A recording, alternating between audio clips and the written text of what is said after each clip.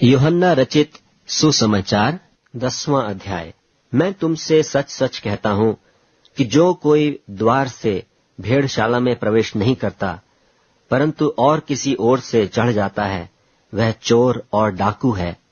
परंतु जो द्वार से भीतर प्रवेश करता है वह भेड़ों का चरवाहा है। उसके लिए द्वारपाल द्वार खोल देता है और भेड़ें उसका शब्द सुनती हैं, और वह अपनी भेड़ों को नाम ले लेकर बुलाता है और बाहर ले जाता है।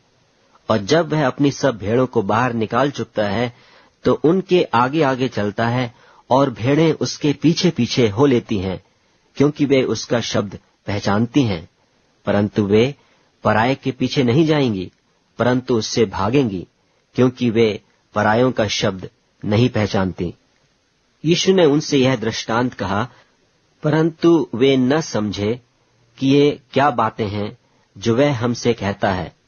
तब यीशु ने उनसे फिर कहा, मैं तुमसे सच सच कहता हूं कि भेड़ों का द्वार मैं हूं। जितने मुझसे पहले आए वे सब चोर और डाकू हैं, परंतु भेड़ों ने उनकी न सुनी। द्वार मैं हूं। यदि कोई मेरे द्वारा भीतर प्रवेश करे तो उद्धार पाएगा, और भीतर बाहर आया जाया करेगा और चारा पाएगा।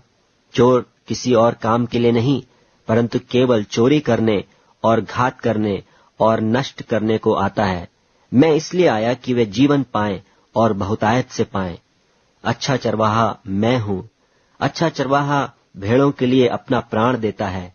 मजदूर जो न चरवाहा है और न भेड़ों का मालिक है, भेड़िए को आते हुए देख भेड़ों को छोड़कर भाग जाता है, और भेड़िया उन्हें पकड़ता और तितर बितर कर देता है। वह इसलिए भाग जाता है कि वह मजदूर है और उसको भेड़ों की चिंता नहीं। अच्छा चरवाहा मैं हूं। जिस तरह पिता मुझे जानता है और मैं पिता को जानता हूं, इसी तरह मैं अपनी भेड़ों को जानता हूं, और मेरी भेड़ें मुझे जानती हैं, और मैं भेड़ों के लिए अपना प्राण देता हूं। और मेरी और भी भेड़ें हैं जो इस भेड़शाला की नहीं, मुझे उनका भी लाना अवश्य है।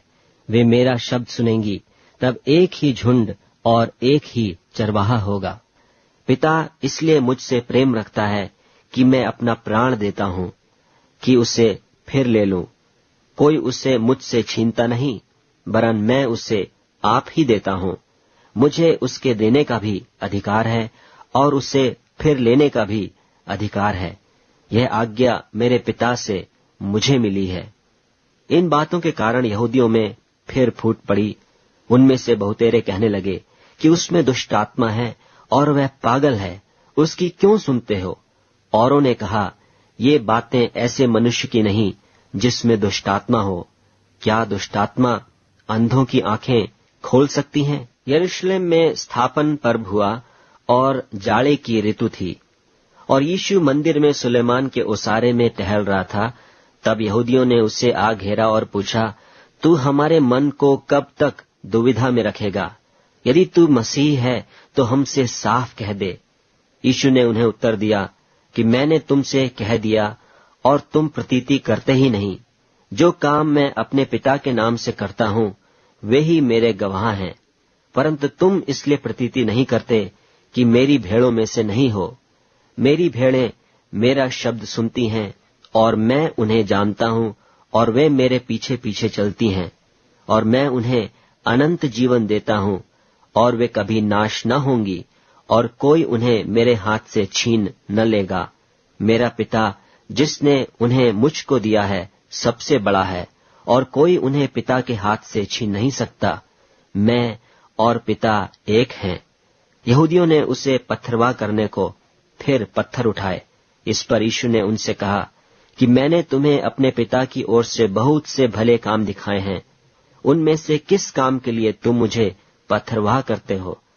यहूदियों ने उसको उत्तर दिया कि भले काम के लिए हम तुझे पत्थरवाह नहीं करते, परंतु परमेश्वर की निंदा के कारण, और इसलिए कि तू मनुष्य होकर अपने आप को परमेश्वर बनाता है। यीशु ने उन्हें उत्तर दिया, क्या तुम्हारी व्यवस्था में नहीं लिखा है कि मैंने कहा तुम ईश्वर हो? यदि उसने उन्हें ईश्वर कहा जिनके पास परमेश्वर का वचन पहुंचा और पवित्र शास्त्र की बात लोप नहीं हो सकती, तो जिसे पिता ने पवित्र ठहराकर जगत में भेजा है, तुम उससे कहते हो कि तू निंदा करता है, इसलिए कि मैंने कहा मैं परमेश्वर का पुत्र हूँ। यदि मैं अपने पिता के काम नहीं करता तो मेरी प्रतीति न करो, परंतु यदि मैं करता हूँ तो चाहे मेरी प्रतीति न भी करो, परंतु उन कामों की तो प्रतीति करो, ताकि तुम जानो और समझो कि पिता मुझ में है और मैं पिता में हूँ। तब उन्होंने फिर उसे पकड़ने का प्रयत्न किया, परंतु वह उनके हाथ से निकल गया। फिर वह यरदन के पार उस स्थान पर चला गया जहाँ यूहन्ना पहले बपतिस्मा दिया करता था, और वहीं रहा।